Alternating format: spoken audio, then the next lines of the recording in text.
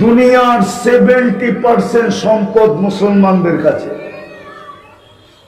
আপনি যান নেটের জগতে সার্চ দিয়া দেখেন, গুগলকে জিজ্ঞাসা করে দেখেন, আমার কথা গুগল সত্য বলবে। 70% এই দুনিয়ার সম্পদ মুসলমানদের কাছে, সর্বদিকের সম্পদ। দুনিয়ার 70% সম্পদ মুসলমানের কাছে।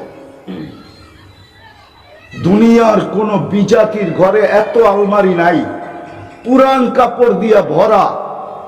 সারা দুনিয়ায় মুসলমানের ঘরে যত পুরান কাপড় দিয়া আলমারি ভরা আছে, তার 100 ভাগের 1 ভাগও নেই। কারো ঘরে পুরান কাপড়ের আলমারি নেই। ওরা দামি কাপড় পরেই না, ওরা বলে দামি কাপড় পরে গাদা। আর মুসলমান ব্র্যান্ড ছাড়া পরে না। জিজ্ঞাসা করেন গত ঈদে কত ঝগড়া হয়েছে এই এলাকায়, শুধু পছন্দের ব্র্যান্ডের কাপড় আইনা দেয় না। এই জন্য হাত তুলতে বললে এখানে অনেকগুলো হাত উঠবে।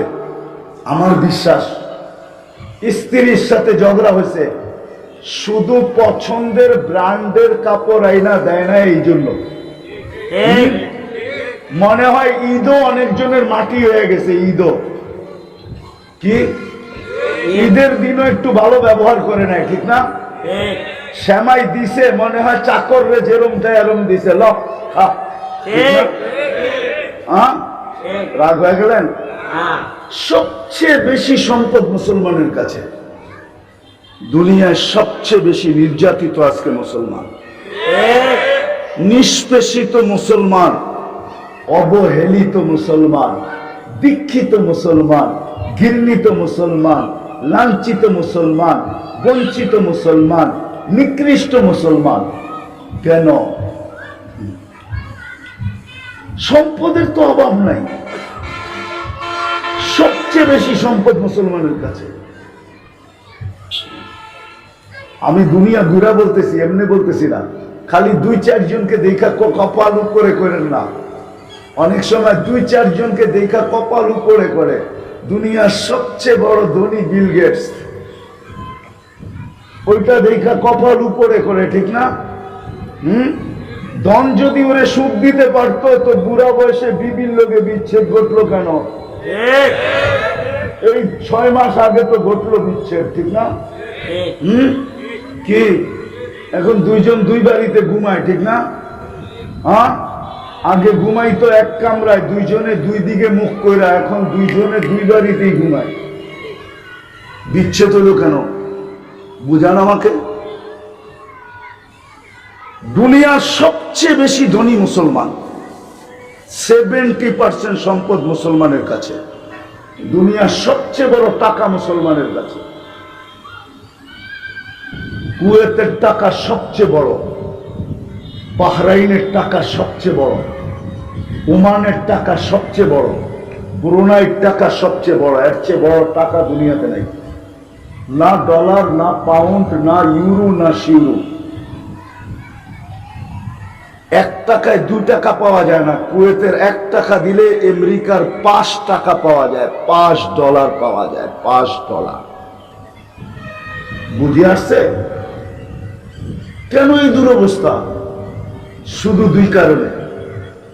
অর্থের জন্য না, কাপড় চোপড়ের জন্য না, ঘর বাড়ির জন্য না, রাস্তাঘাটের জন্য না, মার্কেট সার্কেটের জন্য না। মুসলমানের দুরবস্থা শুধু আল্লাহর হুকুমের উপরে না চলার কারণে, নবীর আদর্শকে না মানার কারণে, আল্লাহর হুকুমের উপরে না চলার কারণে। আল্লাহ তো সুযোগ দিছিলেন। আল্লাহ জানে এই উম্মত 100% আল্লাহর হুকুমের উপরে চলতে পারবে না। এটা মানুষের জন্য পসিবল না। পসিবল বলতে আবার কেউ আবার লেখালেখি শুরু করতে পারে। 100% আল্লাহ যেরকম চায় এরকম চলা মখলুকের পক্ষে সম্ভব। তাইলে আল্লাহ রসুল কেন বলতেন মা আবাদনা কা হাক্কা ইবাদাতি? আপনি শান অনুযায়ী করা সম্ভব না। আল্লাহ তো বেশি চান না। আমি যদি দুই একটা উদাহরণ দেখাই, রমজান মাস কয়দিন হলো গেল? কয়দিন? হ্যাঁ, 1 মাস কিছু দিন, ঠিক না? হ্যাঁ, আচ্ছা, রমজানে কয় মাসের ইবাদত ছিল? 1 মাসে কয় মাসের ইবাদত বলেন না? 1 মাস ইবাদত করলে কয় মাসের ইবাদত গণ্য করা হতো? দুর্মিয়া 1 মাসের ইবাদতকে 70 মাসের ইবাদত গণ্য করা হতো। কেননা ফরজ 70 গুণ বাড়ায় দিছিলেন। কত গুণ? তাইলে 1 মাসে ফরজ আদায় করে আমি বলতে পারতাম যে অ্যাডভান্স 70 মাসের ফরজ আদায় করে কিন্তু ট্যাবলেট খায়া ঘুমাইতেছি, 70 মাস পরে উঠা আবার পড়মু। কি যুক্তিসঙ্গত ছিল না অযৌক্তিক ছিল? মনে হয় বোঝেন না আপনারা, হুজুররা একমত হবে না মনে হয়। যুক্তিসঙ্গত ছিল না? ছিল না? হ্যাঁ। আর যদি বলে অতীতে আমি পড়ি নাই, তাইলে পিছনের 70 মাসের ফরজের ঘাটতি পূরণ করা সম্ভব ছিল, ঠিক না? হ্যাঁ, যুক্তিসঙ্গত তো। কিন্তু কয়জন রমজানে নামাজ পড়ছে বলুক? এখানে যারা দাঁড়ায় আছে, এইখানে যারা দাঁড়ায় আছে এরা বলুক যে কয়জন রমজানে 100 ভাগে 100 ভাগ নামাজ পড়ছে? বলুক এখানে যারা দাঁড়ায় আছে, বসা আছে, কি এই এলাকায় 100 ভাগ নামাজ পড়ছে? কয় ভাগ? শতকরা কয়জন পড়ছে?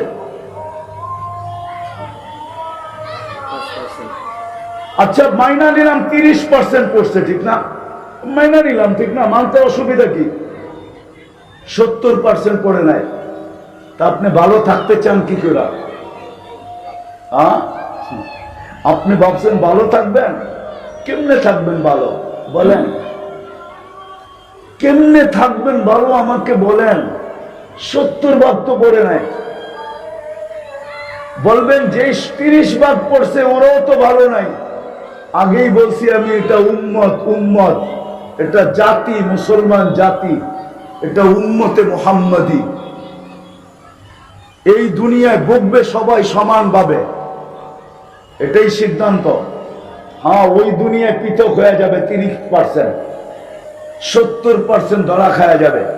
কিন্তু এইখানে 70%-এর জন্য 30%কে বিপদ ভোগ করতে হবে, এটাই সত্য।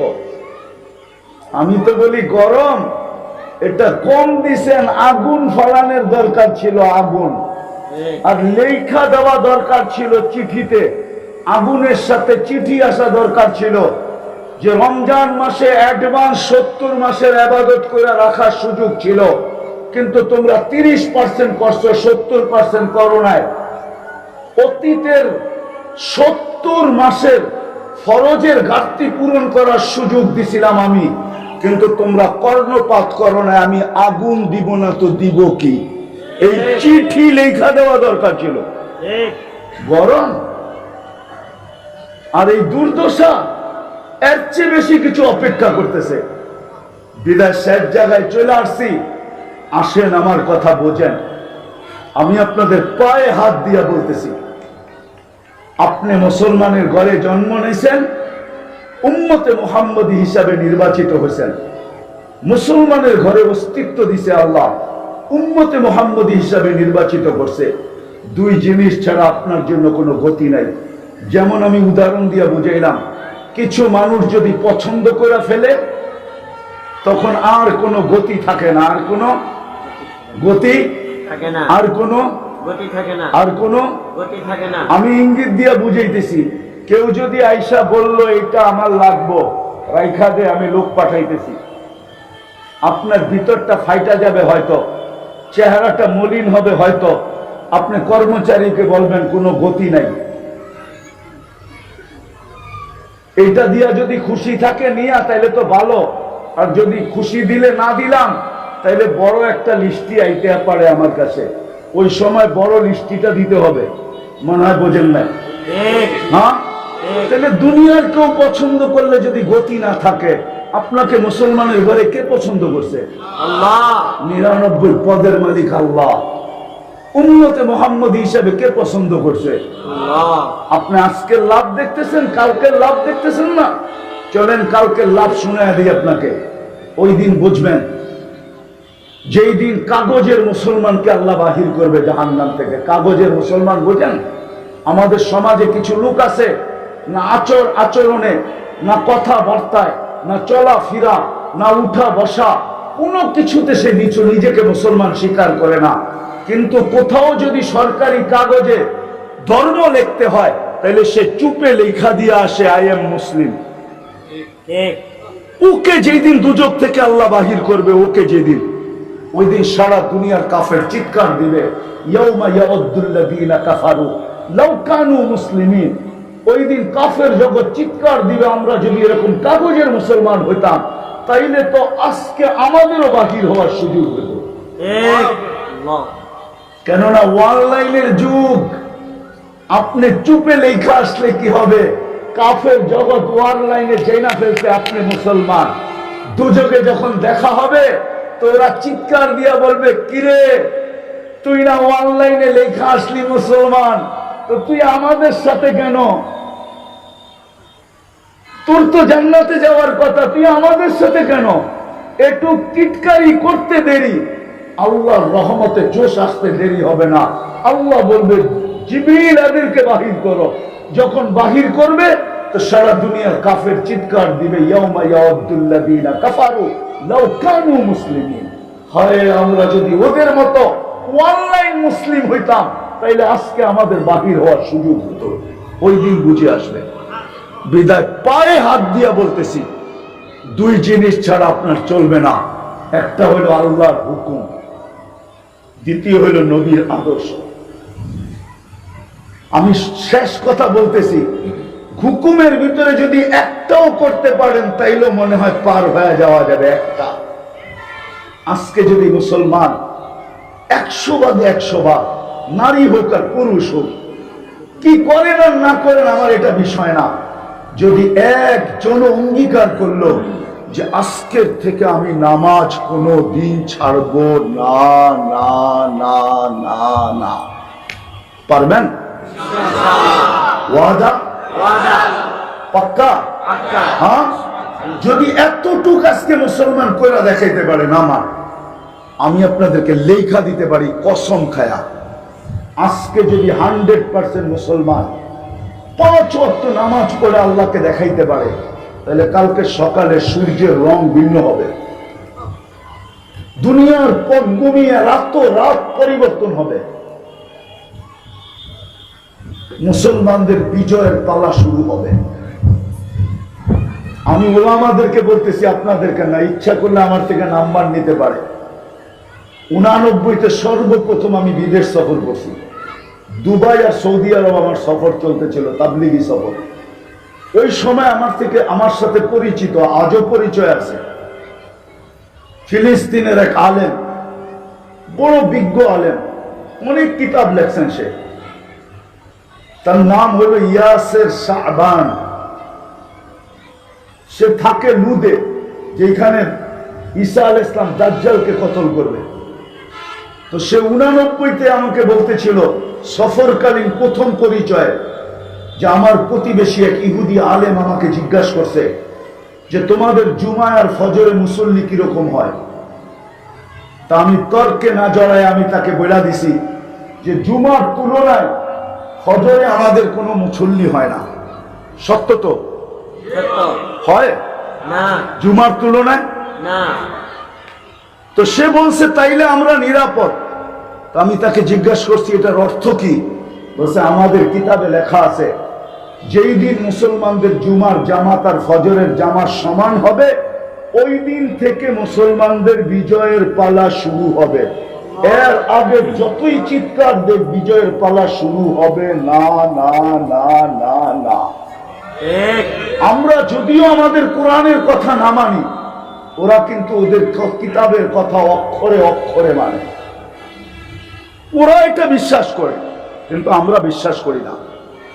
এই জন্য আজকে যদি প্রত্যেক মুসলমান, বিশেষ করে এইখানে যারা দাঁড়ায় আছে, এই মজলিসে আছে, পায়ে হাত দিয়া বলবো, নিজেও পড়েন, ঘরালাদেরকেও বলেন, পড়া দেখেন, পড়ে দেখেন, মনের থেকে একাগ্র চিত্তে পড়া দেখেন নামাজে কি রাখা আছে। এই জন্যই বললাম, আল্লাহর একটা হুকুমও যদি আজকে মুসলমান 100 ভাগে 100 ভাগ পালন করে, শুধু 5 ওয়াক্ত নামাজ, পারবেন ইনশাআল্লাহ? হ্যাঁ ইনশাআল্লাহ। আর নবীর আদর্শকে যদি নিজের আদর্শ বানায়, যদি জিজ্ঞাসা করেন কয়টা বানাইতে হবে, তো এক হাদিস দিতেছি, 10% এই জমানায় মানলেও চলবে। কত কত কত? 10%। লাউ উমিলা উশরা মা উনজিলা বি লানাজা, 10%। যদি বলবেন এটাও কষ্ট হয়ে যায়, তা আল্লাহর রাসূল আমাদের জন্য সহজ করছেন, মান তামাসসাকা বিসুন্নতি ইনদা ফাসাদি উম্মতি। এক সময় আসবে, একটা সুন্নতকেও যদি ঈমানের সাথে সঙ্গী বানাও, সঙ্গী আদর্শকে সঙ্গী বানাও, তাহলে এক সুন্নতের বিপরীতে তোমাকে 100 শহীদের মালা পরানো হবে। সুবহানাল্লাহ।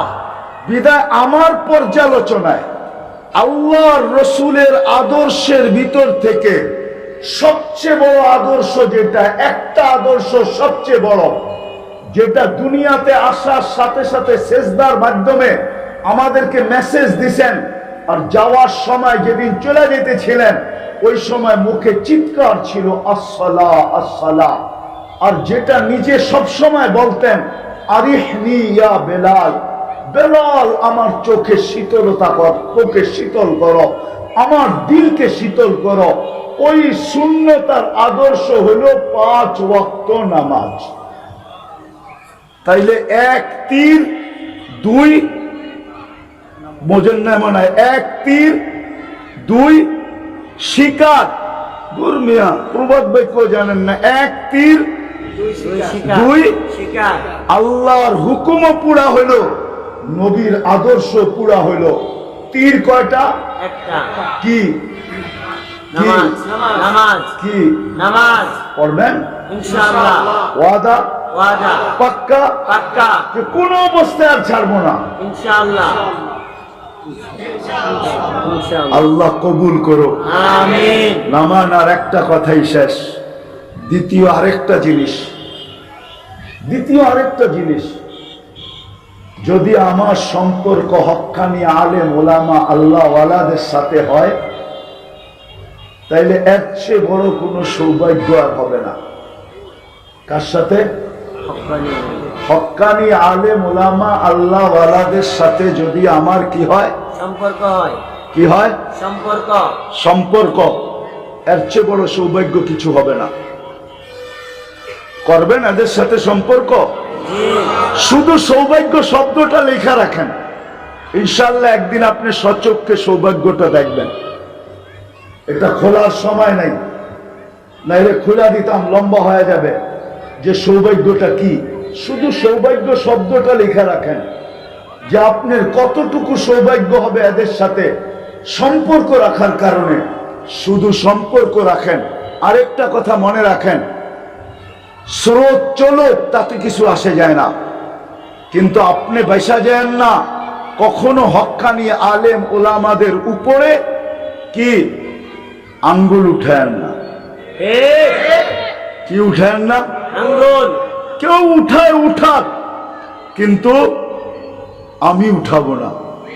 হ্যাঁ, বাংলা একটা প্রবাদ বাক্য আছে, মানে ছন্দ, সবাই বলে বলুক কিন্তু আমি বলবো না। পুরাটা বললাম না আর কি, আমার তো অভ্যাস নাই এগুলার, শুধু ছন্দ দিয়ে বুঝাইলাম। সবাই বলে বলুক কিন্তু আমি বলবো না। আমি বলবো না। আমি বলবো না। বলবো না। যদিও স্রোত ওলামাদের দিকে আঙ্গুল উঠানের, কিন্তু আপনি নিজের মনকে বুঝান যে আমি কোনোদিন উঠাবো না। কেননা আমি সৌভাগ্যকে হাতছাড়া করতে চাই না। কি? সৌভাগ্যকে হাতছাড়া করতে চাই না। এই জন্য সবার কাছে দরখাস্ত, হক্কানি আলেম উলামা আল্লাহওয়ালাদের সাথে চলবে ইনশাআল্লাহ। পাক্কা?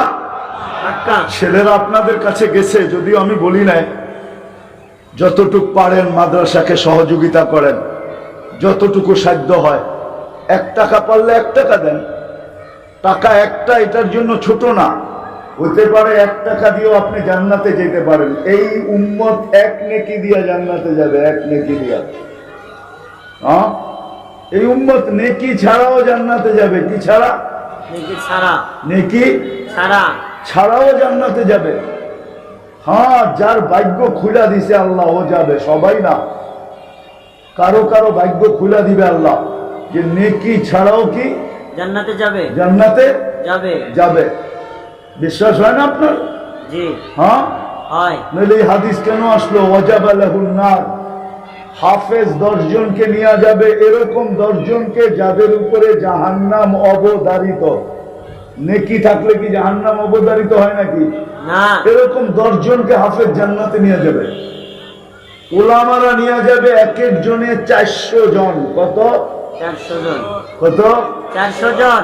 আমাদের বাগে পড়বে না। বাংলাদেশে যত হাফেজ আছে, বাংলাদেশের মানুষকে জান্নাতে নিয়ে যাওয়ার জন্য ওদের কোটাও পুরো হবে কিনা সন্দেহ আছে আমার কাছে ডাটা আছে, ডাটা।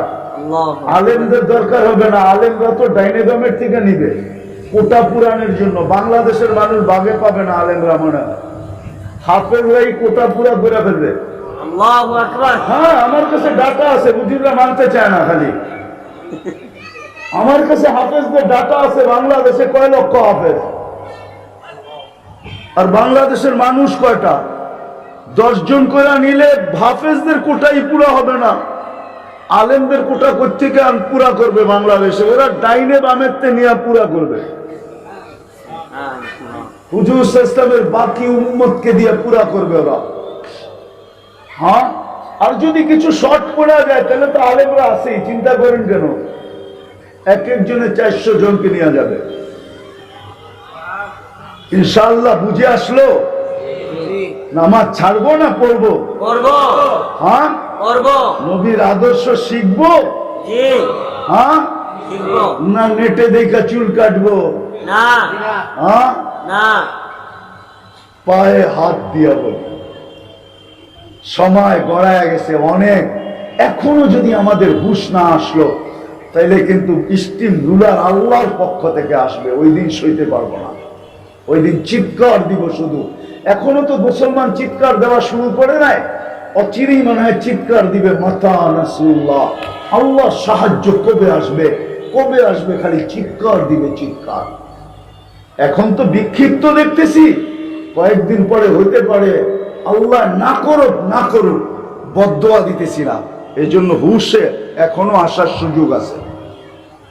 আসবো তো ইনশাআল্লাহ। ইনশাআল্লাহ। আল্লাহ আমাদেরকে আমল করার তৌফিক দান করেন। আমিন। ওয়া মা আলাইনা ইল্লাল বালাগ। মেহেরবানি করে তো মুসাফা না করি।